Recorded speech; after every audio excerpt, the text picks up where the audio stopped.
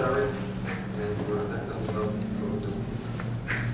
I pledge allegiance to the flag of the United States of America and to the republic for which it stands, one nation, under God, indivisible, with liberty and justice for all.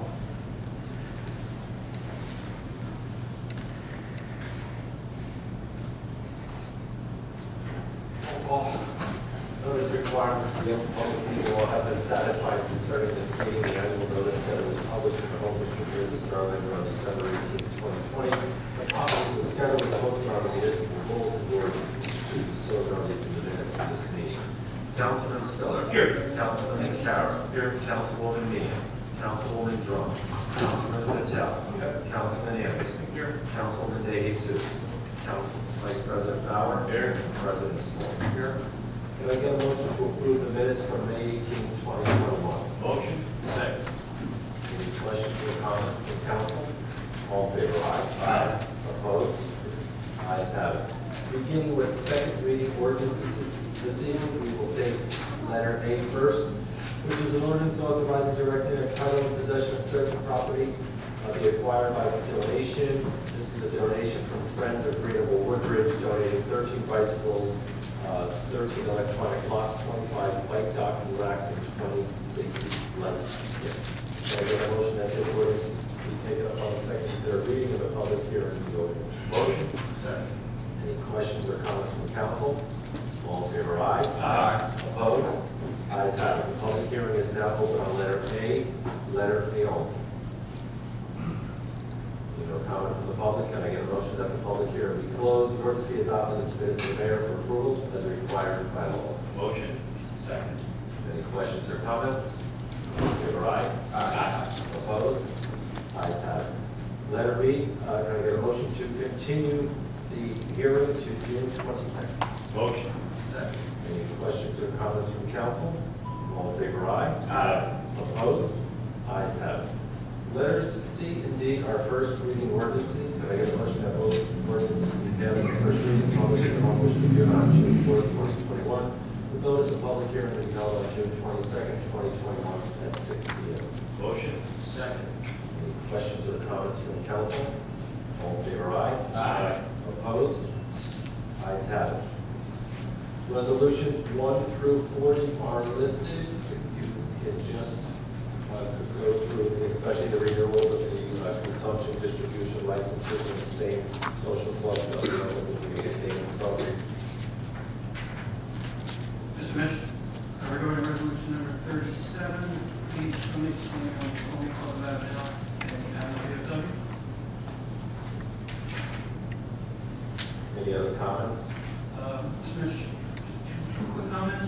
I ask the fellow councilmates their support and consideration on resolution number 3, that's for the Avenel Fire Prevention Annual Open House, and resolution number 4, Avenel's very holiday lighting in conjunction with the Avenel Community Thank you. Any other comments on resolutions? Mr. Mitch, I'll be just stating on the non-holidays of Columbus and Woodbridge. Any other comments? All in favor, aye. Aye. Opposed? Ayes have it. Thank you, Mr. President. Thank you. This now we're going to the public session meeting in 5 minutes. What kind of minutes?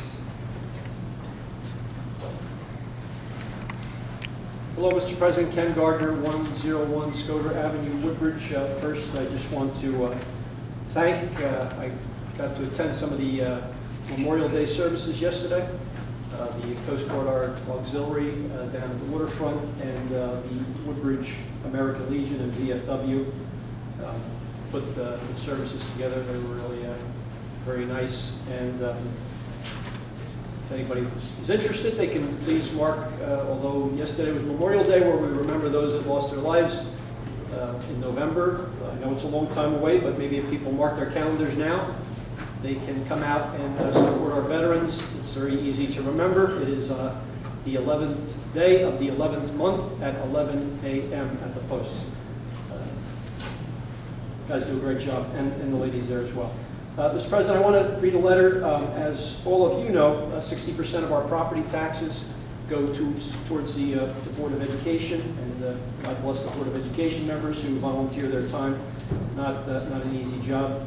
I don't want to get into their business, but this is a letter that I had written back February 11th of 2011 to Governor Christie.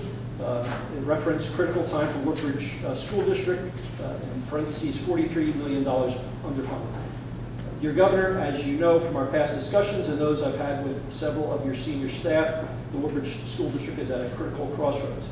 If the Supreme Court is forcing the implementation of the new formula, that should include Woodbridge. As many of you know, in years past, the Abbott districts got the majority of the money, the rich districts were able to pay themselves, and towns like Woodbridge got caught in the middle with low aid and not the ability to pay. Back to the letter. I realize that every child across New Jersey deserves a quality education. However, with limited tax dollars, Woodbridge should be a priority. Our schools have not failed, yet a cut in aid will be devastating to our students and the future of our township. The resulting increase in class size and elimination of programs has a terrible potential to set us back.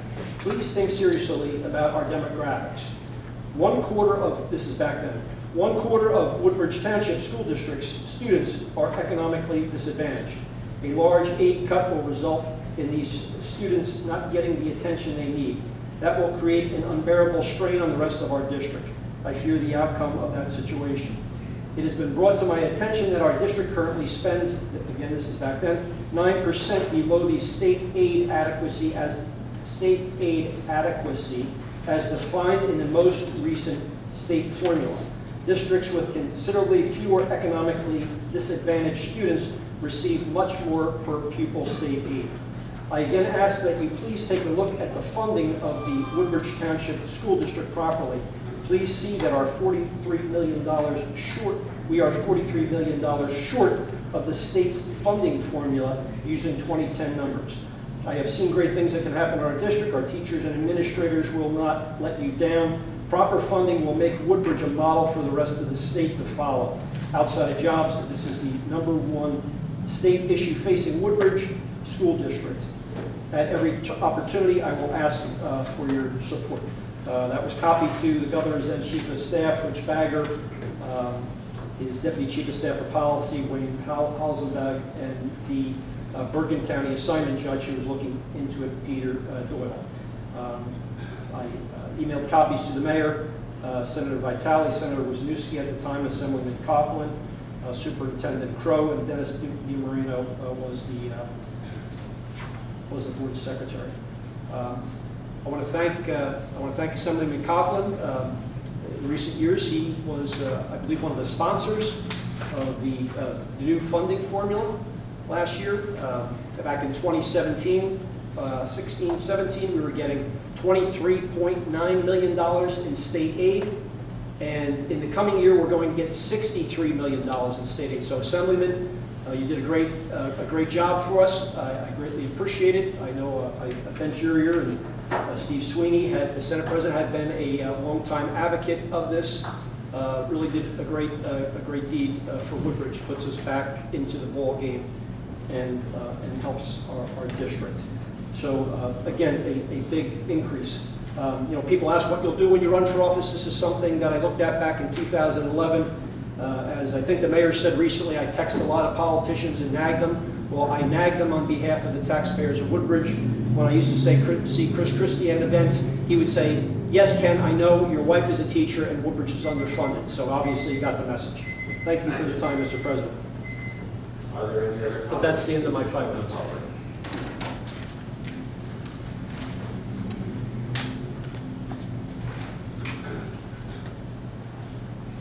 Good evening. Paul Lund, out of Hope Lawn. Someone asked me the last time I ran for office if I was so frustrated with politics and politicians, why would I run? It's a valid question. It's a two-part answer. First, I have a friend named John who asked me to run every couple of years. And secondly, even though we're accustomed to getting 1 out of every 3 votes, no matter how hard we work for it or not, we want to send a message that not everyone necessarily agrees with everything that's being done in our town. Now, if I hadn't met John 15 years ago, I'd probably just notice everything going up around me and just kind of wring my hands and accept that I have not much control over what happens in Woodbridge Township. And I'm wondering if anyone on the council is aware of how many registered voters there are in Woodbridge. I've seen a couple different statistics. Is anyone aware offhand? All registered voters in the town, Registered voters, Woodbridge Township. 62,000. Yeah, I saw 60,700. So the last time Mayor McCormick got his 5th term, it was with 10,544 votes to the 3,000 some odd votes that Sue Borrow got. That means about 46,000 people stood home. And I can't account for why they don't get active. Maybe they're too busy with their lives. Maybe they don't really understand the process or the opportunities to be heard. Or maybe they're resigned, like I would have been if John never asked me to run. So I think the best I could do is just send a message that if we just had 3,800 votes swing once for someone from a different party, from a different perspective, then we might have true diversity on this council. Because I don't count diversity by how many colors. I don't count diversity by how many genders. I count diversity by diversity of thinking. And not everyone has to agree all the time. But it seems to me this council has agreed an awful lot with John McCormick. So I'm taking a stand that there are alternatives. And I'm realistic about that. I'm going to enjoy the process this time. I'm going to keep my respectfulness of everyone present, but I'm going to speak my mind directly and without feeling a sense of having to attack or a sense that you guys are here to attack me. Last thing, as a Christian, I want you to know I'm also called to pray for those who are in authority over me so that it may go well in my city.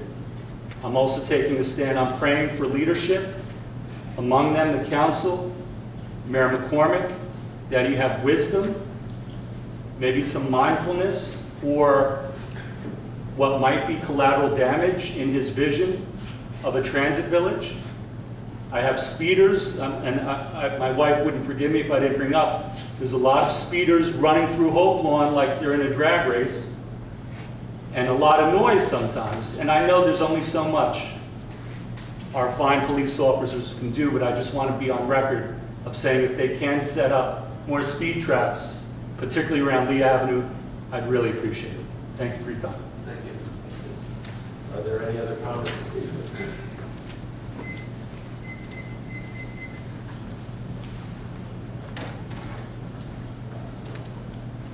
Mary Nasser from Port Reading. This Monday marks 1 year since Woodbridge's first Black Lives Matter protest. A lot of you would know that because you were there. Where are you now? You have not shown up to any other protests we have had. You have not done any of the things we have asked you to do. You have not even met with us. You have not listened to us. Why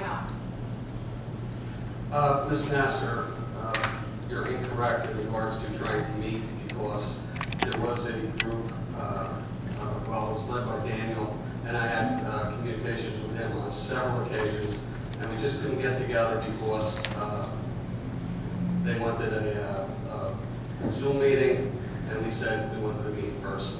So I told Daniel, when this group is back, let me know, and we'll be more than happy to sit down and talk. Wait, can you give me a clear reason why you didn't meet us through Zoom? We have immunocompromised people in our group that cannot meet in person due to COVID. We weren't meeting on Zoom, period. I'm sorry? Period. We weren't meeting on Zoom. Why? Because I said we weren't, that's why. That's a really great answer It for is. the council president. It is. Okay, my second question. Where do you stand on the issue of Palestine? Will Woodbridge be making an official statement in regards to it? We are not getting involved in Palestine, Israel. We're not. Why would you get involved to children being killed, people being killed, innocent people being killed? Thank you. You're welcome. Are there any comments this evening from the public? I would just like to respond. I have shown up to other protests. I've stood in protests by myself before, and there were no other members of other parts of the township there with me. I've communicated actively with the members of the Wild Group, and I continue to do that. So I'm only responding because when you cast the entire group, there are some of us that are communicating with you. It wasn't directed And we'll towards you continue at to all. do so. And we'll continue to do so. Mr. Vitale? Good evening, everybody. John down at Woodbridge.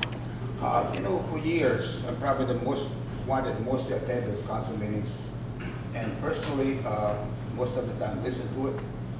But when I realized that it's less and less people come to council meetings, less and less department heads are over here. There's no mayor, there's no deputy director of the police department. Most of the department heads are not over here. Mr. Vitale, the director of police is here. Mr. what? The police director is here.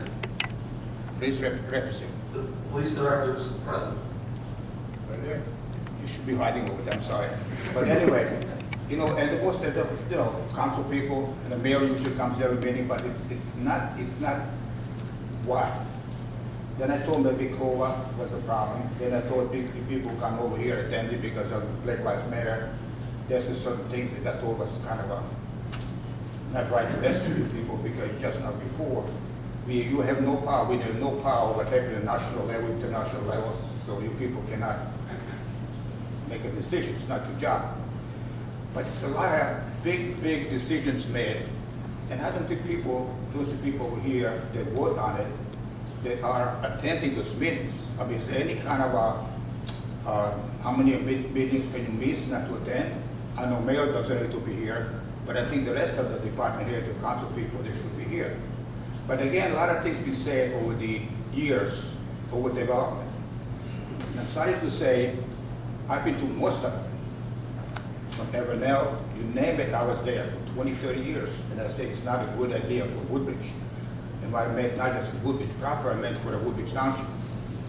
And what you see in other cities, they didn't do them any good. It just destroyed them. Overbuilding, it's not an answer to growing. Growing means more people, which doesn't mean it's cost. It costs you more money to do it than you're taking in. We're making money, but it costs us more to do it. Now, people in Woodbridge proper always say that people in Colonia, they don't care what happened. Woodbridge don't care what happened. Colonia, vice versa, I don't know whatever it is. Now, all of a sudden, with more pressure going around, the people in Woodbridge proper finally woke up, and this is what we're going to do. This is too late. You did it yourself. What do you mean? How are we going to drive? How much is it going to take us to go here, point A to point B? I said, did you see that years ago? But you didn't care what's happening to other towns, which Woodbridge Township I'm talking about. You just didn't, you ignored it. And I think, still think, now they woke up. And now they're concerned of what's going to happen to us. I don't know what's going to happen to us. I don't know how can you rebuild the Main Street. You're not going to do it by putting more apartments. Over the years, Mayor McCormick and most of the mayors that do anything study how are we going to do the Main Street, how are we going to bring business, how are we going to bring people to Main Street. Whatever you people tried did not work. And I think worst you could do right now is building more apartments. I talked to certain merchants on Main Street, do you people do any business because of the trend? Most of them tell me, no. Because those people, when they go to New York now, they do as much, they will go to New York before they open. And they will come from New York, get to their cars and go when they're closed. So they don't do any benefit to Woodbridge Township growing their downstream Main Street or anything. Put in the apartments, you know what it is.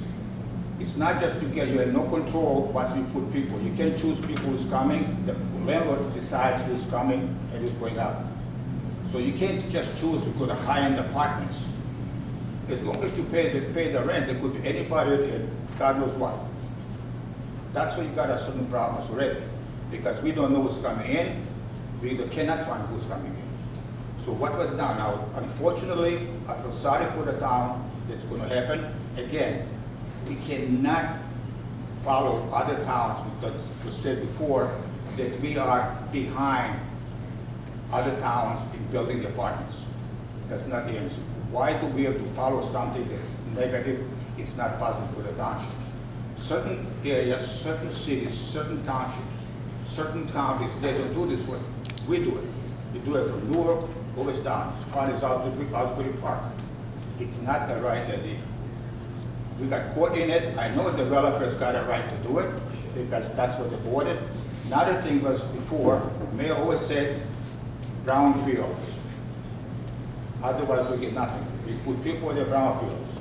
Now you don't use brownfields no more. You don't Mr. do Barrett, anything. your time is up. Thank you. Thank you. Are there any other comments this evening from the board?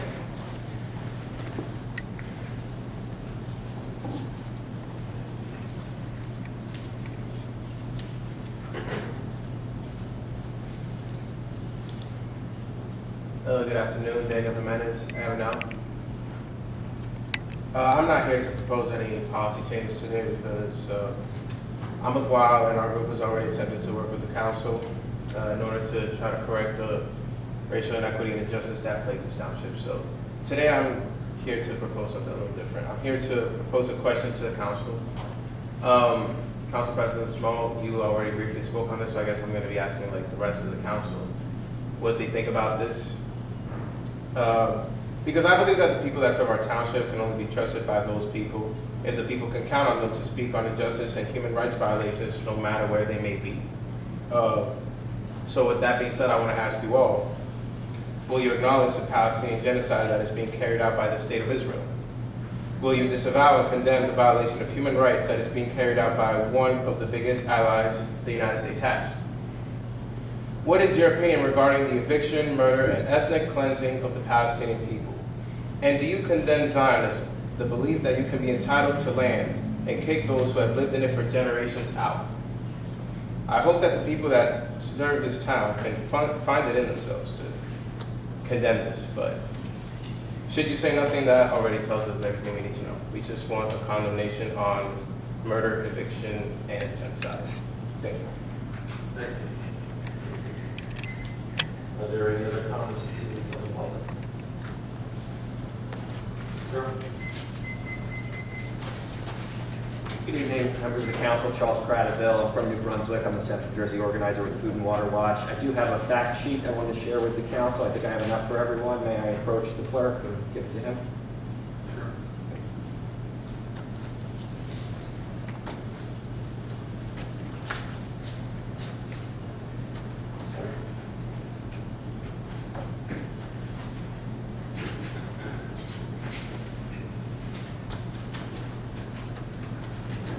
I did want to follow up on my remarks at the last couple of meetings. I've been pressing for some answers, and I did get some answers.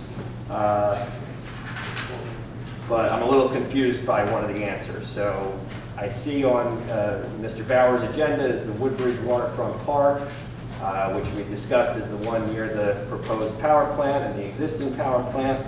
And I've been trying to figure out which elements of it are under construction, since I was told at the first meeting that the park is under construction.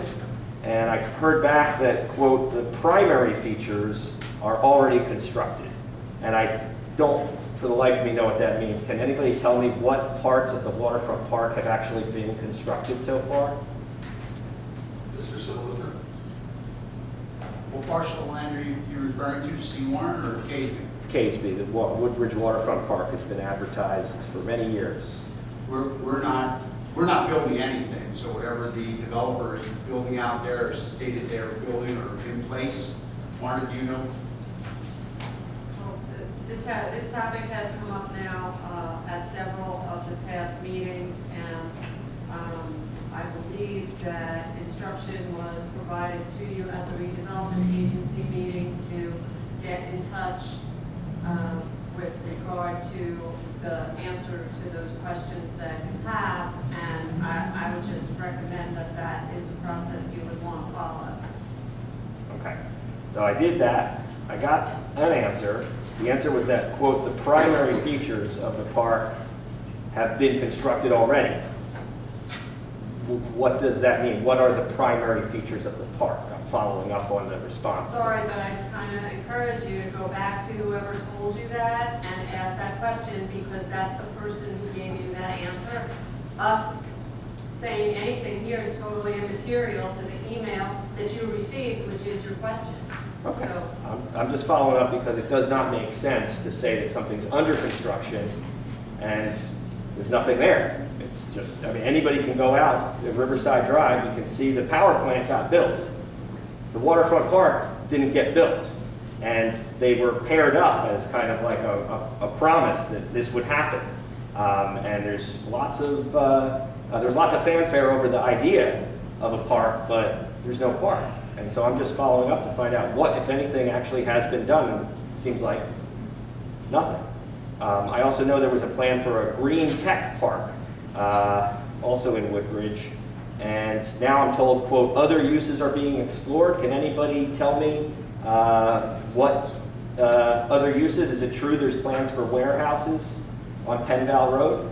Ms. Norton? Mr. Hager, you can answer. I'll take this one, Charlie. The green incubator concept was proposed in 2007. We worked very hard on trying to make that concept work. It did not work. So we then reverted the property back into a redevelopment area, and now we're looking for appropriate usage at that site. It's very, very common when you propose certain projects that they don't come to fruition. This one did not. We're moving on to something new. So we can let this one go. Okay. Well, thank you for getting back to me. The Parker Press Park, I was told no public land was given away or sold, but isn't it true there were air rights that were given for the street that was there? Can you tell me the nature of that agreement? Did the developer pay for those air rights? Ms. Norton?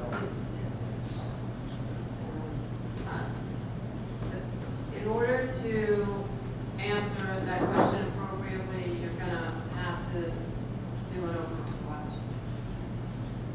Really? What should I ask for? What you just asked for. Well, as you know, Oprah's for requesting records. What record should I request?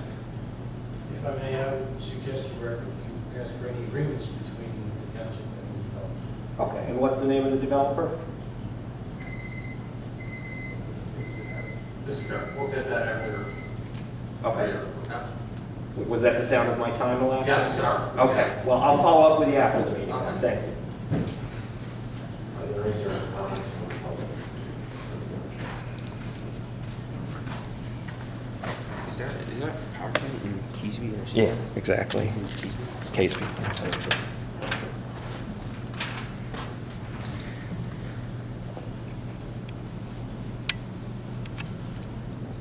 Shaw Avenel. First, I hope everyone's been well. It's been a while since I've been here. I hope everyone's been staying safe. I just wanted to uplift a few things. First, uplift the advocacy efforts that he's trying to do, especially with the fossil fuel power plant. In call specifically, I think I saw on YouTube, one of the township administrators said there wouldn't be a plant built, but that clearly was a lie. And I wanted to circle back to that a little bit, because for an administration that come election time advertises itself on being the best and listening to residents, it seems that there's a constant failure to commit to truth telling and transparency. I think that's something that we very much need to work on. And about a year ago today, as Mary said, I attended my first council meeting ever after the protests, where the mayor said that we need to answer a call to action.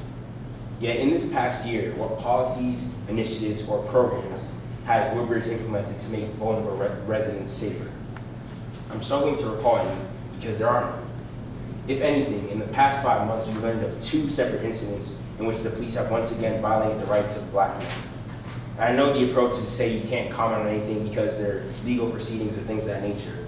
But at what point will we comment on the recurring trend of excessive policing in this town? First, the Deer Park story, which made national news. Are we not embarrassed as a town that we confuse 2 separate Black men, use unethical interrogation tactics, and violate the civil rights of someone? Are we not embarrassed that a Black man in a separate incident can't even go into a quick check without being confused for someone else and is violently beaten by officers? Is this who we are as a town? We commit civil rights violations, acts of racism, brutally beat other humans, and then hide behind "we have no comment"? That's disgraceful. And as I said, a year later, what has changed? I could be the person who's falsely identified at quick check like Jeremiah Daniels Porter was. Or I could be the person held in jail for 10 days like Deer Parks was for a crime that he wasn't even in the same zip code in. There needs to be more initiative from both the mayor and the council. And as uncomfortable as it may be, it is absolutely necessary that we ensure the safety of all residents. And I'm afraid, to be more specific, that this is an issue that can be solved with just diversifying our police force. While that certainly is a red flag, even with more diversity, many problems would still remain, just with a diverse face committing the acts. The problem is policing itself, and all the evidence from other towns, cities, municipalities show that this is the case, diverse police force or not. I think one of the biggest problems that we have in our town comes with decision making, in that we don't actually make decisions with any empirical evidence behind it or any anecdotal evidence behind it. We're one of the few towns in the state, and I looked this up, that doesn't have much data available on police encounters, traffic stops, the sort of calls that they respond to, or the racial discrepancies readily accessible for people in the public to analyze and interpret. Much of that info, like in the case of Revere Parks, is often leaked to the press or shared by the press. But we should be proactive and increase transparency as much as possible and release data and information from maybe the past decade or so. And that way we can make decisions that improve public safety instead of just relying on what one person says or the other. And lastly, I saw an article in which the mayor said this is his town and he owns everything. And I'm wondering if there's any accountability from the rest of the council, his team, or himself from that. I've, again, been out of the loop, so maybe I missed something. But saying this to another resident is scary, and politics aside, no elected official should ever feel comfortable enough, should ever feel that powerful and comfortable enough to say that to someone. And I'm wondering if maybe Speaker Coughlin, seeing as you're a pretty powerful person in New Jersey, have anything to say about that. Is that what New Jersey politics is about? I'm curious. Or do any other members of the council have anything to say about that? Is that the type of leadership that we co-sign? I'm curious about that as well. I know you won't answer my question, so we can wait till after.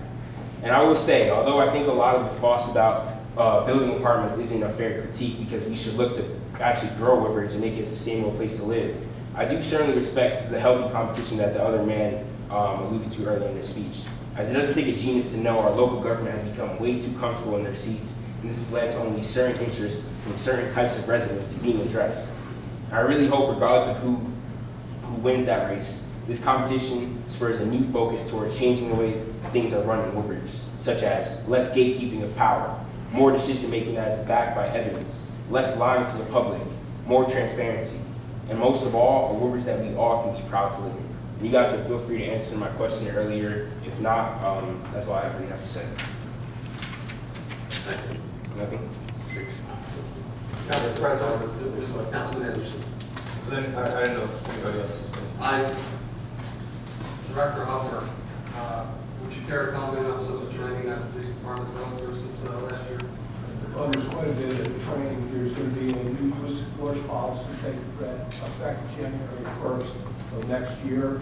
All the officers in the state of New Jersey have to be trained.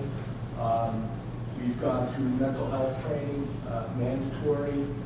We've developed long-term relationships with Raritan Bay and Rutgers Mental Health to deal with mental health crisis. Our officers are going through crisis intervention courses.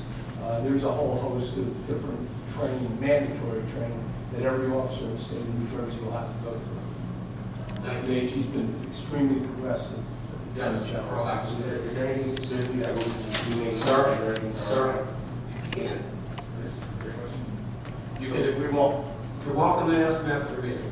Council President, we also partner with SCOMOS, which is a special case management out of Brunswick that handles incidents with subacute incidents with mental health, which has greatly helped our police department and follow up to those people and get them help that they need. Thank you. Council President?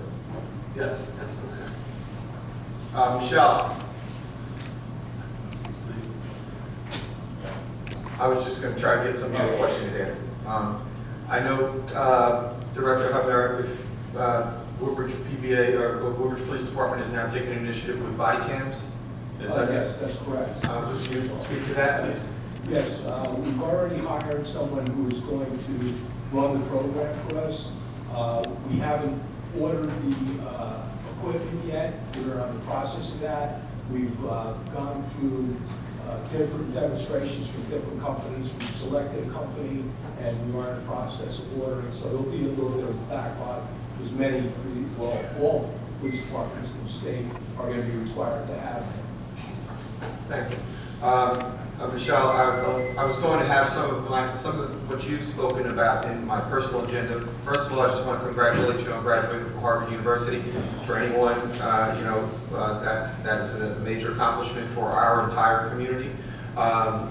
Secondly, I hear wholeheartedly some of the points that you've made, and I know that I've reached out to our police department. I've come to human rights meetings as you have come to.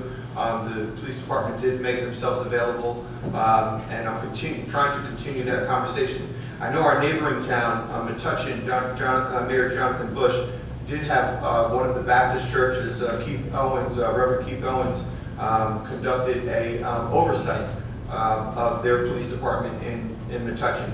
And that would be something that would be worth exploring in Woodbridge as well, where the community themselves can at least have a company that they can partner with where they can conduct their own oversight. We, as you know, the mayor and the council invested in the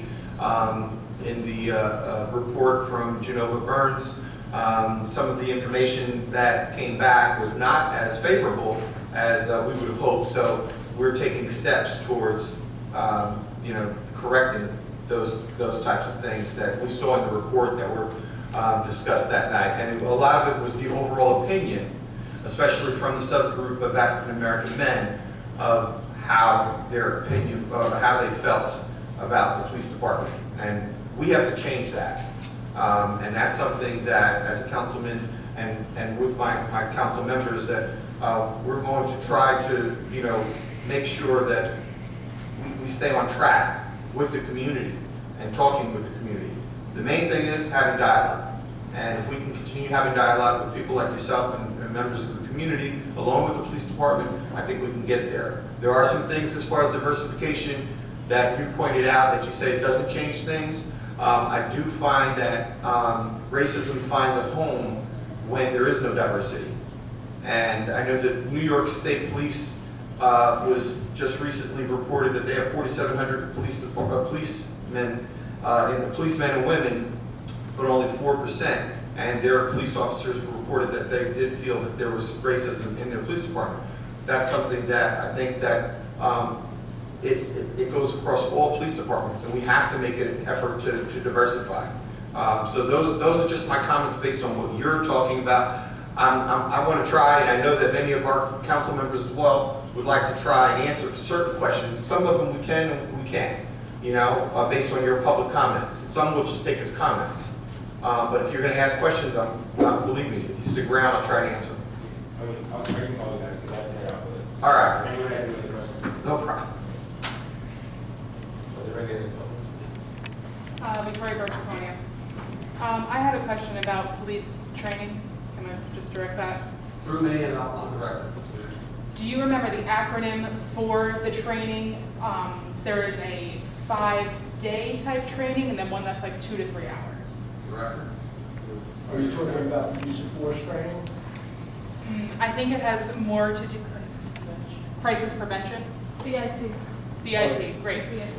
Are you aware of how many of the police officers? I know there was a great percentage that had undergone the shortened CIT training. Do you know what percentage that is? I don't know exactly how many officers have gone through at this point, but we continue to send officers, and several have been through. Several have been? Yeah, have been, yes. Okay. Do you have any goals for making that a larger percentage, and or how, what steps are being taken to make sure that all of your officers will eventually receive the days-long training? Director, that's our goal. Everybody will go through. It would always be our goal to have 100%. Hopefully that becomes realistic, but there's mandatory mental health training that every officer has to go through. It may not be the exact one, your specific training you're talking about, but there's other forms of the same type of training that every officer has to go through. Okay. What timeline do you have for meeting your goals? Well, there's really no timeline that we can set. It's when the training's available. It's not continuous. whenever the course is available, we try to get officers into the program. What format is that training? Like, it's a Classroom. class that they have to physically attend? Well, during COVID, I believe it was Zoom training, but I believe it's going back to classroom training. Okay, and that happens quarterly, monthly, yearly, what? I believe it's twice a year. Okay, thank you. Any other comments this evening from the public?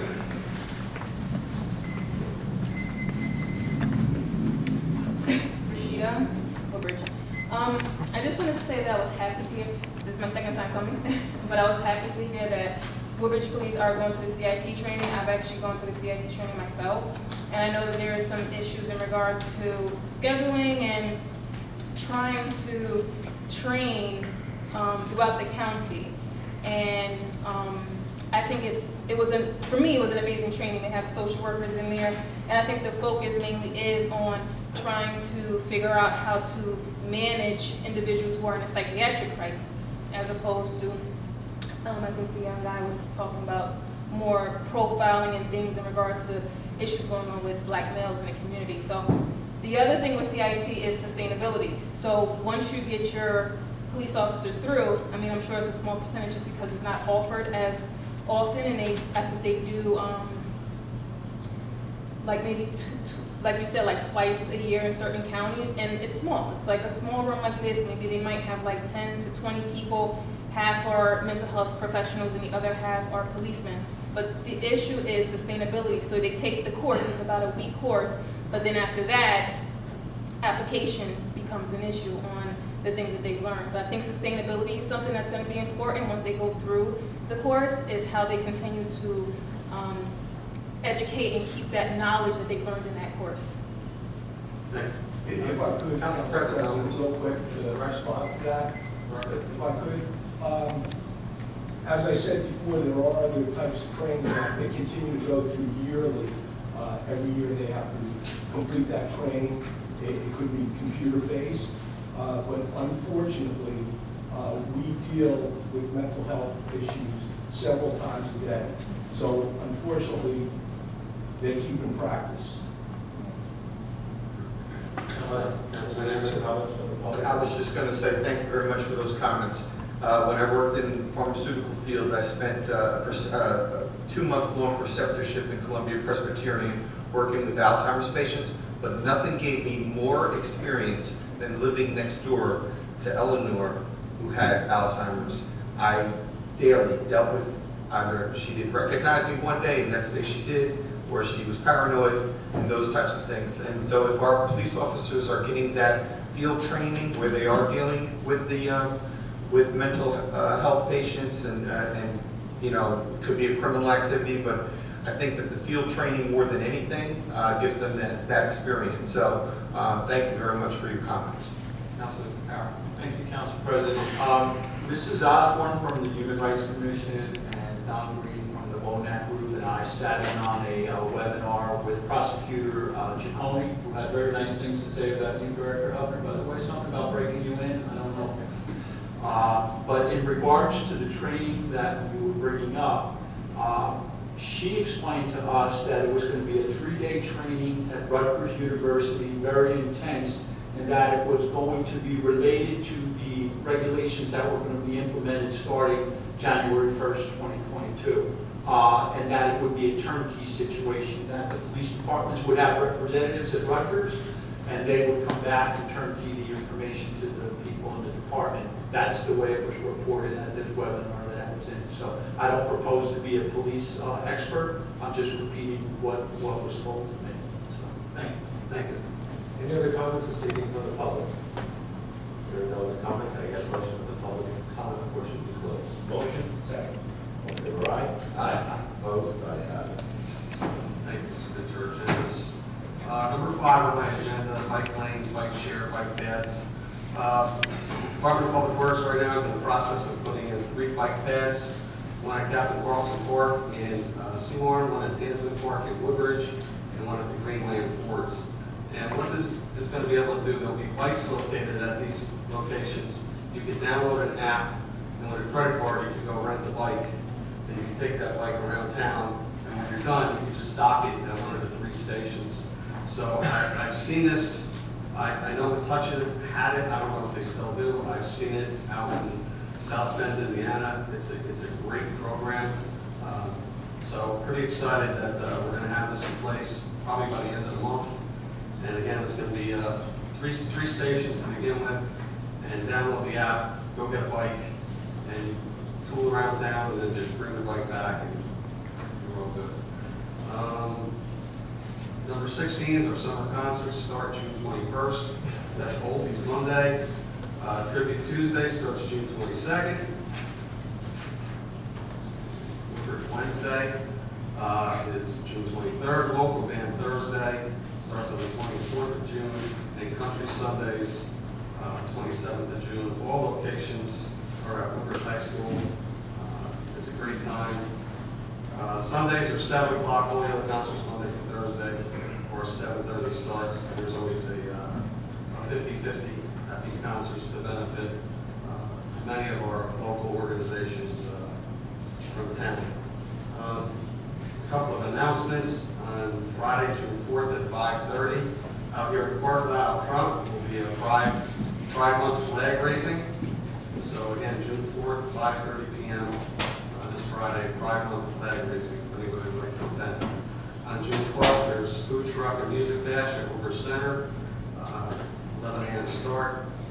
Those interested, a couple of thank yous. I want to thank the Parks Department for getting out there and hanging up all the hometown hero banners.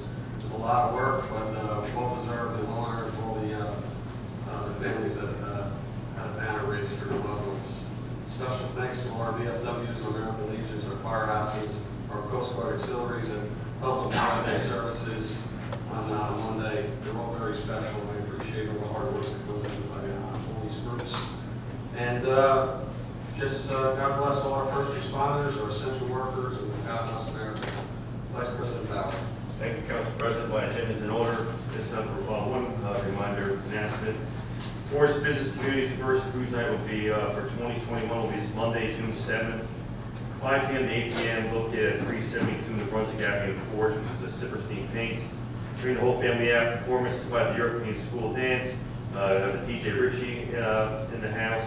Food trucks, 50/50s and more. So if you want, it looks like it's going to be good weather Monday. Come out and support the Forest Business Community in force. That's all I have tonight. Thank you, Council President. Thank you. Councilman Spiller. Thank you, Council President. Well, item number 2, the Grand Park. Now that the weather is finally nice, I want to remind the residents of the adult outdoor exercise equipment that's located in the Grand Park. Not only do we have the equipment there, we also have it at Elston Park and Cypress Park, Port Reading. All 3 feature state-of-the-art cardio and strength equipment. All 3 parks are also equipped with walking and jogging tracks, so hopefully our residents take advantage of that. Item number 3, Laurel's Park this Saturday, June 5th, there'll be a bird watch held at Laurel's Park at 8 a.m. No registration is needed. Just walk up and take a tour and see the many species of birds that all Laurel's Park home. Item number 9, I want to thank all residents in the Avenel Fire Department who attended memorial services at the Avenel VFW yesterday, as well as all our VFWs and emergency services that held the memorial services. It's important we never forget the ultimate sacrifices these men and women made in order for us to have the freedoms that we do. That's all for my agenda this evening, Council President. Thank you all our emergency responders, fire, EMS, our Woodbridge Police Department, sir, all of our public works employees. God bless America. Thank you, Council President. Thank you. Councilman Anderson. Thank you, Council President. For the Hall of Fame, I do want to acknowledge the passing of Dr. Vincent Caprara, Hall of Fame member, founding member in 1988, served as president from 1997 to 2000. He was also a former head coach, I believe, at Upsala University. And Edison High School. And at Edison High School, and he was superintendent. Yeah. Superintendent for Edison. And the head coach. And the head coach, yes, for Edison Township Schools. The Juneteenth event that I announced at the last meeting, I've been posting on social media and encouraging others to post it. The location has changed. It is no longer going to be at the Woodbridge Community Center. It is going to be in the concert area behind Woodbridge High School from 12 to 4. There will be no other event that day. That will be the only one. There will be close to 20 vendors. There will be performances by local artists, Colonia High School dancers. There will be a local dance school, poetry. DJ Flash will be there, and this is also going to be at 25 Samuel Lupo Place, again behind the high school.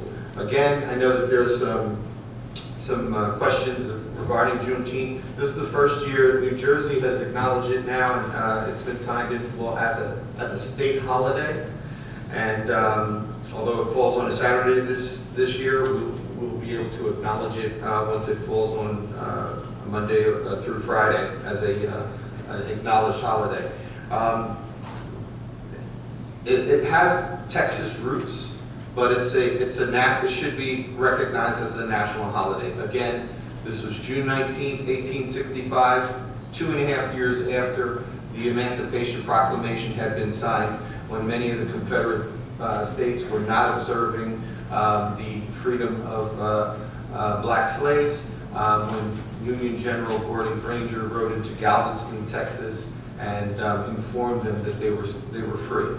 And it should be nationally recognized, and I'm glad that Governor Murphy, along with our Speaker of the Assembly, brought that into law here in, as a state recognized holiday. So I hope that everyone will come out. I will be sending invitations out to all of our elected officials to ask them to come out and celebrate. It is a celebration. It is not a protest. There's some notion out there that this is some type of protest. This is a celebration, just like we do the Indian Day Parade, just like we do the Christmas Day Parade, just like we do the St. Patrick's Day Parade. It is a celebration. So please understand, this is no protest. There was some notion, and it came back to me that there was some type of protest. This has nothing to do with the protest. So that said, I do want to acknowledge today in Tulsa, Oklahoma, President Biden is the first president in 100 years to visit the site of the Tulsa Race Massacre, which occurred over 18 hours from May 31st to June 1st in 1921, so 100 years from today. And this was an attack on what was known as Black Wall Street. There was a section of Tulsa, Texas, Greenwood section. Tulsa was a town a lot like Woodbridge, 100,000 residents. 10% of them were African American, as in Woodbridge. We're 10% black here in Woodbridge. So 10,000 residents lived in Greenwood, the Greenwood section. A skirmish happened. Well, not a skirmish. This was a mistaken or a wrongfully accused young man was accused of sexually assaulting an elevator operator. And he was a young African American. They were going to lynch him. Some of the African American business owners. This was the Black Wall Street was noted by the New York Times as one of the most prominent areas of black economic, where it was just economic thriving. And that area. So what happened was a young man was in there on an elevator, apparently stepped on a woman's foot. She screamed. They arrested him. After much ado, the next day he was released. But there was a newspaper article that went out that he had sexually assaulted the woman. Over 300 African Americans were killed and put into a mass grave over a period of 18 hours. This was not acknowledged for some 80 years. Today, there's two residents. One is 107 years old, and her brother is 106 years old. They were children when this happened. And blacks were being slaughtered, and basically, they stole their land. They stole their land and used it, to just used it as an excuse to take their land. Today, President Biden's there. He's the first president that visited that site. Schools were not taught about it. The country didn't know about it. It was on the History Channel last night. I watched it all night long. And it's still on the History Channel, so I encourage you to watch it. Now, I don't say this is a dark part of our history. This is a dark part of our history. But the first part of history and to have healing is acknowledgement. So by President Biden going there today, it's a public acknowledgement of what transpired down there. They actually, the mayor of Tulsa, they began investigating this a few years ago. They began digging and finding the bodies, finding that there was a mass grave, because this was supposedly a myth. The publicity of it had been suppressed, and it's not the case. And all you have to do is look up the information. I'm not going to read all of the information here, but this is a historic day. It's 100 years today that this happened, and President Biden is in Tulsa, Oklahoma for that. So when we look at the economic gap between whites and blacks, the economic wealth gap is 177,000 to 17,000. So when people, the one thing I'm bringing it up is because when we drive around town and we see bumper stickers that say "Never forget 9/11," this is something that we have to understand. Don't forget these types of things. Tell these stories. It's a part of our history, but this is how we can come together. We have to come together through acknowledgement. So when we talk about a holiday like Juneteenth, it's not just for blacks. This is for everyone in our community to come and celebrate, to come and acknowledge that we had a very dark history, but we're willing to move forward. That's all I have. Thank you. Thank you, Councilman Anderson. And congratulations on your inductee into the Pop Warner Hall of Fame. Well, thank you. Thank you very much. Well deserved. Councilman Carroll. Thank you, Council President. I just want to start out off my agenda. There's been a lot of discussion about some of the projects that are going on in town, in particular the apartment complex. I'd like to talk about 4 of them. The Hess property on Upper Main Street, which used to be a solar panel farm. The property over where Riffy's used to be, across the street from Walgreens. The strip mall across the street that you can see out this window. And the Stern Towers, which were actually tax-free because they were federal buildings. Those 4 properties, before the projects began, generated about $500,000 a year in tax revenue that came back to the town. Once the projects are completed, they will generate $3 million a year. Now, I recognize that money is not everything, but you need to consider, when we have discussions with community members outside of this room, tax rates are always a big question. So smart growth is the issue. The downtown projects alone, excluding the Hess, funded the new Ross Street School and the almost newly renovated Woodbridge Middle School. So these projects, because of these projects in this area, Ward 1, which is referred to, Ward 1 is Woodbridge, property values have gone up considerably. So you have a situation where you have property values going up and the town is gaining tax revenue. So I just wanted to put that explanation in there because there's a lot of misrepresentation about like we're not taxing people or we're giving stuff away. Let me get down to some of the nitty-gritty stuff here. Our COVID vaccines continue to move along. Almost 9,000 vaccines, combination of first and second dose. The clinics continue to go on, even though we've had 52 of them so far. There's still more room to go. Effective June 4th, indoor gathering and capacity limits will be lifted. Dance floor restrictions will go away, and workplace rules will be lifted. At this point, I think if you are not vaccinated, it's because you're choosing not to. There are so many opportunities to get out there and get vaccinated, so that's on us. Moving over to recreation over at the Woodbridge Community Center. We have summer camps, 3 opportunities. We have the Woodbridge Community Center, we have the club at Woodbridge, and we have Merrill Park. DeAsia is the person to speak to on that, 732-596-4180. And as you can imagine, those spots go by quickly. The pavilion on the top of the hill behind the community center is available for all types of special events. I mentioned that. I was there last night. It's a lovely place. The Skyline Mini Golf is open, and the batting cages. The spring hours are 3:30 to 10 on Fridays, 12 noon to 10 on Saturdays, and Sunday 12 to 9. It's just a wonderful place to go and recreate. So if you have an opportunity, please stop by. And I'm very excited to announce that on July the 2nd at Alvin P. Williams Park, we will be reinstituting our fireworks. They are definitely coming out. The park will open at 4 p.m. It will be closed during the day. It will open at 4 p.m. Again, this is on July the 2nd with a rain date of July the 5th.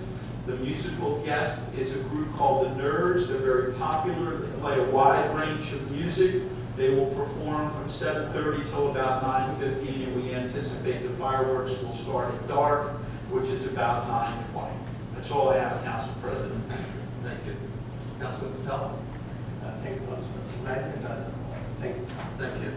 Mr. Minister. Thank you, Mr. President. My agenda is basically in order, just a couple highlights. Next week is the primary election on Tuesday for viewing audience and new items today. A reminder, polls are open 6 a.m. to 8 p.m.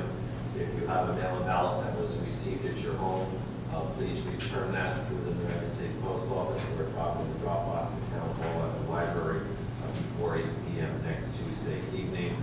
For the most part, voters pre-COVID, you're going back to your voting locations prior to COVID and the consolidation due to last year's pandemic.